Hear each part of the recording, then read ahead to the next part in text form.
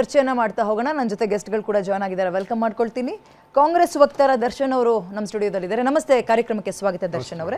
JDS ವಕ್ತಾರ ನಾಗೇಂದ್ರ ಬಾಬು ಅವರು ಕೂಡ ಇದ್ದಾರೆ, ನಿಮಗೂ ಕೂಡ ಕಾರ್ಯಕ್ರಮಕ್ಕೆ ಸ್ವಾಗತ. ಬಿಜೆಪಿ ವಕ್ತಾರಾಗಿ ಜಿ ಮೂರ್ತಿ ಅವರು ಇವತ್ತು ನಮ್ಮ ಜೊತೆ ಜಾಯ್ನ್ ಆಗಿದ್ದಾರೆ, ನಿಮಗೂ ಕೂಡ ಕಾರ್ಯಕ್ರಮಕ್ಕೆ ಸ್ವಾಗತ. At the same time Belagavi ಕಡೆಗೆ ಹೋಗೋಣ. ಅಲ್ಲಿಂದ ಬೆಳಗಾವಿ ಕಡೆ ಹೋಗೋಣ. ಅದಕ್ಕಿಂತ ಮುಂಚೆ ಇಲ್ಲಿರೋ ಫಸ್ಟ್ ರಿಯಾಕ್ಷನ್ ತಗೊಳ್ತೀನಿ ನಾನು. ದರ್ಶನ್ ಅವರೇ, ಹೋರಾಟ ಆಗ್ತಾ ಇದೆ, ಫೈನಲಿ ಸಂಬಂಧಪಟ್ಟ ಸಚಿವರು ಅಲ್ಲಿಗೆ ಹೋದ್ರಲ್ಲ, ಅದೇ ಖುಷಿ ನಮಗೆ. ಫಸ್ಟ್ ರಿಯಾಕ್ಷನ್ ನಿಮ್ಮದು ಮೇಡಮ್? ಏನು ಸಕ್ಕರೆ ಸಚಿವರಿದ್ದಾರೆ, ಅವ್ರು ನಿರಂತರವಾಗಿ ಡಿ ಸಿ ಅವ್ರ ಜೊತೆ ಮತ್ತು ಎಸ್ ಪಿ ಅವ್ರ ಜೊತೆ ಕಮ್ಯುನಿಕೇಷನ್ ಮಾಡ್ತಾಯಿದ್ರು. ಇವತ್ತು ಹೋರಾಟಗಾರರು ಅದನ್ನೇ ಹೇಳಿದರು, ನಿಮ್ಮ ಜೊತೆ ನಾವು ಸಂಪರ್ಕದಲ್ಲಿ ಇದ್ವಿ ಅಂತೇಳಿ. ಮತ್ತು ಅಲ್ಲಿಗೊಂದು ಸಂದೇಶ ಹೊತ್ತು ಹೋಗ್ಬೇಕಾದ್ರೆ ಅನ್ನದಾತರ ನೋವು, ಅವ್ರ ಕಣ್ಣೀರು, ಅವರ ಒಂದು ಹೋರಾಟ, ಅವರೊಂದು ಹಕ್ಕಿಗೋಸ್ಕರ ಮಾಡ್ತಾ ಇರಬೇಕಾದ್ರೆ ನಾವೊಂದು ಅಲ್ಲಿ ಪರಿಹಾರ ಕೊಂಡೋಗಲೇಬೇಕಾಗ್ತದೆ. ಯಾಕೆ ಹಿಂದೆಲ್ಲ ನಾವು ಅನೇಕ ಹೋರಾಟಗಳನ್ನ ನೋಡಿದ್ವಿ. ಹಾವೇರಿ ಹೋರಾಟ ಆಗಬೇಕಾದ್ರೆ ಗೋಲಿಬಾರ್ ಆಗಿ ಇಬ್ಬರು ತೀರ್ಕೊಂಡ್ರು. ದೆಹಲಿನಲ್ಲಿ 728 ಜನ ಸುಮಾರು 1 ವರ್ಷಕ್ಕೂ ಅಧಿಕ ಕಾಲ ಹೋರಾಟ ಆಗಿ ಅಲ್ಲಿ ಅವ್ರ ಮೇಲೆ ನಡೆದಂಥ ದೌರ್ಜನ್ಯ ದಬ್ಬಾಳಿಕೆಗಳನ್ನ ನಾನು ಈಗ ಉಲ್ಲೇಖ ಮಾಡಲಿಕ್ಕೆ ಹೋಗೋದಿಲ್ಲ. ಇವತ್ತು ರಾಜ್ಯ ಸರ್ಕಾರಕ್ಕೆ ಒಂದು ಬದ್ಧತೆ ಇದೆ. ಇವತ್ತು ಕೇಂದ್ರ ಸರ್ಕಾರ ಏನು ನಮ್ಮ FRPಯನ್ನು ಫಿಕ್ಸ್ ಮಾಡಿದ್ದಾರೆ 3550 ಅಂತೇಳಿ. ಇವತ್ತು ಮಹಾರಾಷ್ಟ್ರದ ಆ ವಿಚಾರವಾಗಿ ಭಾಳ ಚರ್ಚೆಗಳು ನಡೀತಾ ಇತ್ತು. ಮಹಾರಾಷ್ಟ್ರ ವಿಚಾರದಲ್ಲಿ ಕಟಾವು ಮತ್ತು ಟ್ರಾನ್ಸ್ಪೋರ್ಟೇಷನ್ ಸೇರಿ 3550 ಕೊಡ್ತಾ ಇರ್ತಕ್ಕಂಥದ್ದು. ರಾಜ್ಯ ಸರ್ಕಾರ 3000 ಪ್ರದೇಶದ ಬಗ್ಗೆ ಏನ್ ಹೇಳ್ತೀರಾ? ಹಂಗಂದ್ರೆ ನಾನು ಮಹಾರಾಷ್ಟ್ರ ಅದ್ರ ಬಗ್ಗೆ ಬರ್ತೀನಿ. ಅದಕ್ಕಿಂತ ಮುಂಚೆ ಈಗ ತಾನೇ ಬೆಳಗಾವಿ ಕಡೆ ಸ್ವಲ್ಪ ಹೋಗಿ ಬಂದ್ಬಿಡೋಣ. ನಮ್ಮ ಚಾನೆಲ್ನ ಚೀಫ್ ಇನ್ ಎಡಿಟರ್ ರಾಧಾ ಹಿರೇಗೌಡರು ಜಾಯ್ನ್ ಆಗ್ತಾರೆ. ಮೇಡಮ್ ನಮಸ್ತೆ, ನಂದು ಬನ್ನಿ, ನಿಮಗೆ ಕೇಳಿಸ್ತಾ ಇದೆ ಅನ್ಕೊಳ್ತೀನಿ. ಬೆಳಗ್ಗಿನಿಂದ ಇವತ್ತಿನ ಅಪ್ಡೇಟ್ ಜೊತೆಗೆ ಈಗ ತಾನೇ ಸಕ್ಕರೆ ಸಚಿವರು ಮಾತಾಡ್ತಾ ಇದ್ರು, ಇದ್ರ ಬಗ್ಗೆ ಡೀಟೇಲ್ಸ್ ಕೊಡೋದಾದ್ರೆ ಆರಂಭದಲ್ಲಿ. ಎಸ್ ವಿದ್ಯಾ ಕೇಳಿಸ್ತಾ ಇದೆ.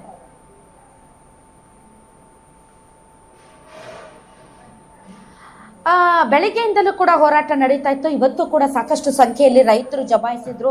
ಕರವೇ ಸೇರಿದಂತೆ ಸುತ್ತಮುತ್ತ ಹಲವಾರು ಮಠಗಳ ಮಠಾಧೀಶರು ಸೇರಿದಂತೆ ಹಲವಾರು ಸಂಘ ಸಂಸ್ಥೆಗಳು ಈ ಒಂದು ಹೋರಾಟಕ್ಕೆ ಬೆಂಬಲವನ್ನು ವ್ಯಕ್ತಪಡಿಸಿದ್ವು. ಹಾಗೆ ನೋಡಿದ್ರೆ ಇವತ್ತು 8ನೇ ದಿನ, 8 ದಿನಗಳವರೆಗೆ ರಸ್ತೆಯಲ್ಲಿ ಕುಳಿತು ಅಲ್ಲೇ ಮಲಗಿ ಅಲ್ಲೇ ಹೇಳ್ತಾ ಇರುವಂತಹ ರೈತರಿಗೆ ತೊಂದರೆ ಆಗಬಾರ್ದು ಅನ್ನೋ ಕಾರಣಕ್ಕೆ ಸುತ್ತಮುತ್ತಲಿನ ಹಲವಾರು ಜಿಲ್ಲೆಗಳಿಂದ ಹಲವಾರು ಗ್ರಾಮಸ್ಥರು ಬಹಳಷ್ಟು ಸಹಸ್ರ ಸಂಖ್ಯೆಯಲ್ಲಿ ರೊಟ್ಟಿ ಸೇರಿದಂತೆ ಪಲ್ಯ, ಅನ್ನ, ಸಾರು ಹೀಗೆ ಹಸಿದ ಹೊಟ್ಟೆಯಲ್ಲಿ ರೈತರು ಮಲಗಬಾರ್ದು ಅಂತ ಸಾಕಷ್ಟು ಊಟೋಪಚಾರಗಳನ್ನ ಹೊತ್ತುಕೊಂಡು ಬರ್ತಾ ಇದ್ರು. ಆ ಒಂದು ದೃಶ್ಯ ನೋಡೋದಕ್ಕೆ ನಿಜಕ್ಕೂ ಕೂಡ ಅಂತಃಕರಣ ಕಲಕುವಂತಿತ್ತು. ರಸ್ತೆ ಮೇಲೆ ನೋಡಿ, ರಸ್ತೆ ಮೇಲೆ ನಾವು ನಿಂತು ಮಾತಾಡಲ್ಲ, ರಸ್ತೆಯಲ್ಲಿ ಯಾರಾದ್ರೂ ಉಗ್ದಿರ್ತಾರೇನೋ, ಮಣ್ಣಿರುತ್ತೇನೋ, ಅದಿರುತ್ತೇನೋ, ಇದಿರುತ್ತೇನೋ ಅಂತ ಬರಿಗಾಲಲ್ಲಿ ಓಡಾಡಲ್ಲ.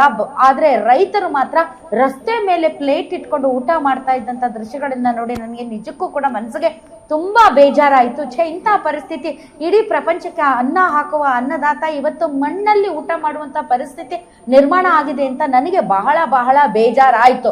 ಬೆಳಿಗ್ಗೆಯಿಂದಲೂ ಕೂಡ ಇವತ್ತು ಸಕ್ಕರೆ ಸಚಿವರು ಬರ್ತಾರೆ ಎನ್ನುವಂತ ನಿರೀಕ್ಷೆ ಸಿಕ್ಕಾಪಟ್ಟೆ ಇತ್ತು. ಕೊನೆಗೂ ಕೂಡ ಸಕ್ಕರೆ ಸಚಿವರು ಆಗಮಿಸಿದ್ರು. ಈ ಮಧ್ಯೆ ಕ್ಯಾಬಿನೆಟ್ ಮೀಟಿಂಗ್ ಆಯ್ತು. ತಮ್ಗೆ ಗೊತ್ತಿದೆ, ಕ್ಯಾಬಿನೆಟ್ ಮೀಟಿಂಗ್ ಅಲ್ಲಿ ಇವರು ಯಾವುದೇ ರೀತಿಯಂತ ನಿರ್ಧಾರವನ್ನ ತೆಗೆದುಕೊಂಡಿಲ್ಲ. ಯಾಕೆ ಅಂತಂದ್ರೆ ರೈತರು ಕೇಳ್ತಾ ಇರೋದು 3500. ಸೊ ಆ 3500ಕ್ಕೆ ಕಾರ್ಖಾನೆ ಮಾಲೀಕರ ಜೊತೆ ಮಾತಾಡಿ ಮನವೊಲಿಸಿ, ಒಂದು ವೇಳೆ ಕಾರ್ಖಾನೆ ಮಾಲೀಕರು ಅಷ್ಟು ಕೊಡೋದಕ್ಕೆ ಇಷ್ಟಪಡ್ಲಿಲ್ಲ ಅಂದ್ರೆ ನೀವು ಸಹಾಯಧನ ಎಂಬುವಂತೆ ರಾಜ್ಯ ಸರ್ಕಾರ ನೀವು ಹೆಚ್ಚುವರಿ ದುಡ್ಡನ್ನ ಹಾಕಿ ಕೊಡಿ ಅನ್ನುವಂತ ಒಂದು ಬೇಡಿಕೆ ಇದ್ದದ್ದರಿಂದ HK ಪಾಟೀಲ್ರು ಕೂಡ ನಾನು ಚರ್ಚೆ ಮಾಡ್ತೀನಿ ಅಂತ ಹೋಗಿದ್ದರಿಂದ ಇವತ್ತು ಏನಾದ್ರೂ ಒಂದು ಶುಭ ಸಂದೇಶವನ್ನು ಹೊತ್ಕೊಂಡು ಬರ್ತಾರೆ ಅಂತ ಎಲ್ಲರೂ ಕೂಡ ಕಾದು ಕುಳಿತಿದ್ರು. ಆದ್ರೆ ಸಚಿವ ಸಂಪುಟ ಸಭೆಯಲ್ಲಿ ಇವತ್ತು ಯಾವುದೇ ರೀತಿಯಾದಂತಹ ಒಂದು ನಿರ್ಧಾರವನ್ನ ತೆಗೆದುಕೊಳ್ಳಲಿಲ್ಲ. ಬದಲಾಗಿ ನಾಳೆ ನಾವು ಕಾರ್ಖಾನೆ ಮಾಲೀಕರ ಜೊತೆ ಮಾತಾಡ್ತೀವಿ ಅಂತ ಹೇಳಿದ್ದಾರಂತೆ. ಸೊ ಬಂದ್ರು ಶುಭಾನಂದ ಪಾಟೀಲ್ ಅವರು, ಬಂದು ಬಹಳಷ್ಟು ಭಾಷಣ ಹೊಡೆದ್ರು. ಚಾನೆಲ್ಗಳಲ್ಲಿ, ಮಾಧ್ಯಮಗಳಲ್ಲಿ, ಯೂಟ್ಯೂಬ್ಗಳಲ್ಲಿ ನನ್ನ ಬಗ್ಗೆ ಸಿಕ್ಕಾಪಟ್ಟೆ ಮಾತಾಡ್ತಾ ಇದ್ದೀರಾ, ಟೀಕೆಗಳಿರ್ಲಿ ಆದ್ರೆ ತುಂಬಾ ವೈಯಕ್ತಿಕವಾಗಿ ಟೀಕೆ ಮಾಡಬೇಡಿ ಅಂತ ಹೇಳ್ತಾ, ತಾನು ಹೇಗೆ ಕಬ್ಬು, ಸಕ್ಕರೆ ಇದಕ್ಕೆಲ್ಲ ತಾನು ಹೇಗೆ ರಿಲೇಟ್ ಆಗ್ತೀನಿ, ನಾನು ಏನೇನ್ ಮಾಡಿದ್ದೀನಿ ಅಂತ ಹೇಳ್ತಾ ಕೊನೆಗೆ ಪಾಯಿಂಟ್ಗೆ ಬರ್ತಾರೆ. 2 ದಿನ ಟೈಮ್ ಕೊಡಿ ಅಂತ ಹೇಳಿದ ತಕ್ಷಣ ರೈತರು ಅಂತ ಚೀರೋದಕ್ಕೆ ಶುರು ಮಾಡ್ತಾರೆ. ಯಾಕೆ ಅಂದ್ರೆ ಅವರ ತಾಳ್ಮೆಯ ಕಟ್ಟೆ ಒಡೆದೋಗಿದೆ. 8ನೇ ದಿನ ಇವತ್ತು ಮನೆ, ಮಠ, ಹೊಲ, ಗದ್ದೆ, ತನ್ನ ಕುಟುಂಬ ಎಲ್ಲವನ್ನ ಬಿಟ್ಟು ಬೀದಿಯಲ್ಲಿ ಜೀವನ ಸಾಗಿಸ್ತಾ ಇರುವಂತ ರೈತರು ಇನ್ನೆಷ್ಟು ತಾಳ್ಮೆಯಿಂದ ಇರಬೇಕು ಅನ್ನುವಂತಹ ಒಂದು ಅಸಹನೆ ಅವರಲ್ಲಿ ಎದ್ದು ಕಾಣ್ತಾ ಇತ್ತು. ಹೀಗಾಗಿ ಯಾವುದೇ ಕಾರಣಕ್ಕೂ ಅವರು ರೆಡಿ ಇರ್ಲಿಲ್ಲ. ಅಲ್ಲಿಂದನೇ ಒಂದ್ ಸ್ವಲ್ಪ ಕಬ್ಬು ಗಿಬ್ಬು ತೂರುವಂತ ದೃಶ್ಯಗಳು ಕಂಡು ಬಂದು, ಇಲ್ಲ ದಯವಿಟ್ಟು ಮುಖ್ಯಮಂತ್ರಿಗಳು ಹೇಳಿ ಕಳಿಸಿದ್ದಾರೆ, ನಾಳೆ ನೀವು ಇಡೀ ರಾಜ್ಯ ಹೆದ್ದಾರಿಯನ್ನ ಬಂದ್ ಮಾಡೋದಕ್ಕೆ ಏನ್ ರೆಡಿ ಆಗಿದ್ದೀರಿ, ಸಹಸ್ರಾರು ಸಂಖ್ಯೆಯಲ್ಲಿ ಲಕ್ಷಾಂತರ ಜನ ಕೂಡಿ ನೀವು ಪ್ರತಿಭಟನೆಗೆ ಹೋರಾಟಕ್ಕೆ ಧುಮುಕ್ತಾ ಇದ್ದೀರಿ. ದಯವಿಟ್ಟು ಅದನ್ನ ತಡೀರಿ. ಒಂದು ದಿನ ನಮ್ಗೊಂದು ಅವಕಾಶ ಕೊಡಿ, 2 ದಿನ ಟೈಮ್ ಕೇಳ್ಕೊಂಡ್ ಬಾ ಅಂತ ಮುಖ್ಯಮಂತ್ರಿಗಳು ಹೇಳಿದ್ದಾರೆ. ತಮಗೆ ಸಮಾಧಾನ ಆಗುವ ರೀತಿಯಲ್ಲಿ ನಾನು ಶುಭ ಸಂದೇಶವನ್ನ ಹೊತ್ಕೊಂಡ್ ಬರ್ತೀನಿ, 2 ದಿನ ಬಿಟ್ಟು 2 ದಿನ ನನಗೆ ಟೈಮ್ ಕೊಡಿ ಅಂತ ಕೇಳಿದ್ರು. ಆಗ ಅಲ್ಲಿರುವಂತಹ ಹೋರಾಟಗಾರರು ಇದು ನಿಜಕ್ಕೂ ಕೂಡ ಜನರಿಗೆ ಕಬ್ಬು ಬೆಳೆಗಾರರಿಗೆ ಒಂದು ಗುಡ್ ನ್ಯೂಸ್ ಕೊಡೋದಕ್ಕೋಸ್ಕರ ಅಥವಾ ಕಬ್ಬು ಬೆಳೆಗಾರರಿಗೆ ಒಂದು ಒಳ್ಳೆಯ ನ್ಯಾಯಯುತವನ್ನ ಬೆಲೆ ಕೊಡಿಸೋದಕ್ಕೋಸ್ಕರ ನಡೆಸ್ತಾ ಇರೋ ಹೋರಾಟ. ಆದ್ದರಿಂದ ಇಷ್ಟು ದಿನ ಕಾಯ್ದಿದ್ದೀವಿ, 2 ದಿನ ಕಾಯೋದ್ರಲ್ಲಿ ತಪ್ಪೇನು ಇಲ್ಲ. ನಾಳೆ ನಾವು ಹೆದ್ದಾರಿಯನ್ನ ಬಂದ್ ಮಾಡೋದು ಏನು ವಿಚಾರ ಇತ್ತು ಅದನ್ನ ನಾವು ಒಂದ್ ಸ್ವಲ್ಪ ಹೋಲ್ಡ್ ಮಾಡ್ತೀವಿ. 2 ದಿನ ಆದ್ಮೇಲೆ ನೀವೇ ಬಂದು ಉತ್ತರ ಹೇಳ್ಬೇಕು. ಇಲ್ಲಿ ನಾವು ಮಾತ್ರ ಬರಲ್ಲ ಬೆಂಗಳೂರಿಗೆ ಮಾತುಕತೆಗೆ. ನೀವೇ ಅಲ್ಲಿ ಮಾತುಕತೆ ಮಾಡಿ ಮಾಲೀಕರ ಜೊತೆ ಮಾತಾಡಿ ಆಮೇಲೆ ಬಂದು ನೀವು ನಮಗೆ ಆ ಒಂದು ಗುಡ್ ನ್ಯೂಸ್ ಅನ್ನ ಕೊಡ್ಬೇಕು. ಇಲ್ಲದೆ ಇದ್ರೆ ನಮ್ಮ ಹೋರಾಟ ಇನ್ನೂ ತೀವ್ರಗತಿಯಲ್ಲಿರುತ್ತೆ ಅನ್ನುವಂತ ಎಚ್ಚರಿಕೆ ಕೊಟ್ಟು ಕಳಿಸಿದ್ದಾರೆ ವಿದ್ಯಾ. ಓಕೆ, ನಿಮ್ ಜೊತೆಗೆ ನಾಗಯ್ಯ ಸ್ವಾಮಿ ರೈತ ಮುಖಂಡ ಅವರು ಕೂಡ ಜಾಯ್ನ್ ಆಗಿದ್ದಾರೆ ಅಂತ ಕೇಳ್ಪಟ್ಟೆ. ಸರ್ ನಮಸ್ತೆ, ನನ್ನ ಧ್ವನಿ ನಿಮಗೆ ಕೇಳಿಸ್ತಾ ಇದೆ ಅಂತ ಕೇಳ್ತೀನಿ.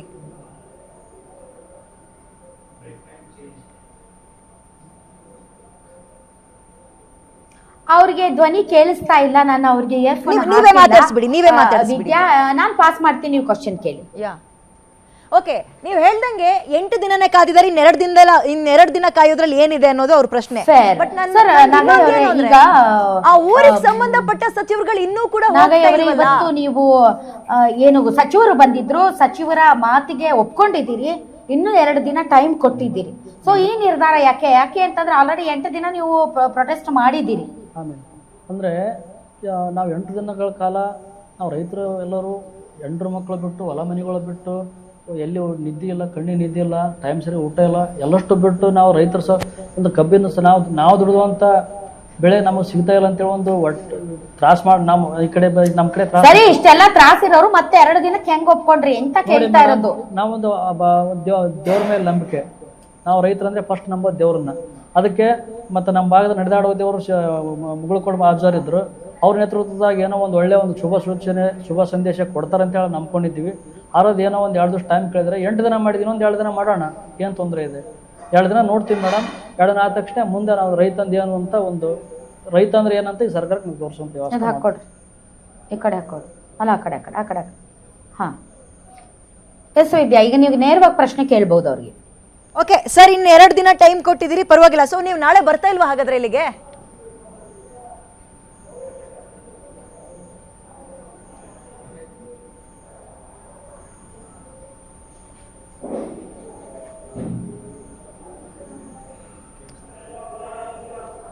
ನಾಗಯ್ಯ ಅವರೇ, ನನ್ನ ಧ್ವನಿ ಕೇಳಿಸ್ತಾ ಇದೆಯಾ ನಿಮಗೆ?